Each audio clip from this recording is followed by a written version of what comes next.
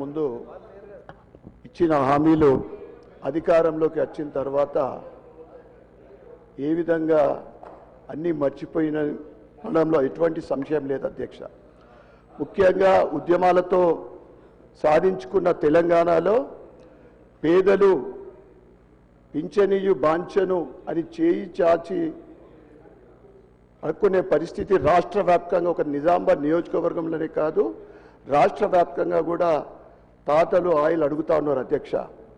ముఖ్యంగా ఆసరా పింఛన్లు పెంచుతామని మాయమాటలు చెప్పి రాష్ట్రంలో 65 లక్షల మంది పింఛన్ లబ్ధిదారుల ఓట్లతో గద్దెనెక్కిన కాంగ్రెస్ ఈ విషయాన్ని మర్చిపోయింది అధ్యక్ష. పింఛన్ల మొత్తాన్ని ఇంకెప్పుడు పెంచుతారో అనుకుంటూ వృద్ధులు, వితంతువులు, వికలాంగులు, కల్లుగీత కార్మికులు, ఎయిడ్స్ బాధితులు కళ్ళల్లో ఒత్తులేసుకొని ఎదురు చూస్తున్నారు అధ్యక్ష. అసలు పెంచుతారా పెంచరా, కొత్తవి ఇయ్యరా అన్నది ప్రభుత్వం స్పష్టం చేయకుండా కాలం వెల్లదీస్తున్నది అధ్యక్ష. రాష్ట్రంలో ఆసరా పింఛన్ల కోసం దరఖాస్తు చేసుకున్న వారు సుమారు 25 లక్షల మంది ఉన్నారు అధ్యక్ష. అయిపోయింది అధ్యక్ష. ఈ సభ సాక్షిగా ప్రభుత్వాన్ని తక్షణమే వారికి సమాధానం చెప్పాల్సిన అవసరం ఉంది అధ్యక్ష.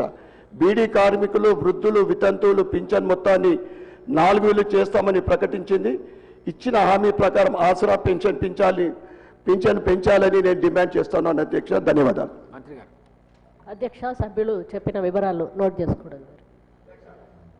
मीर जुल्फिकार अली साहब। स्पीकर साहब, मैं आपका शुक्रिया अदा करता हूं कि आपने मुझे मौका दिया।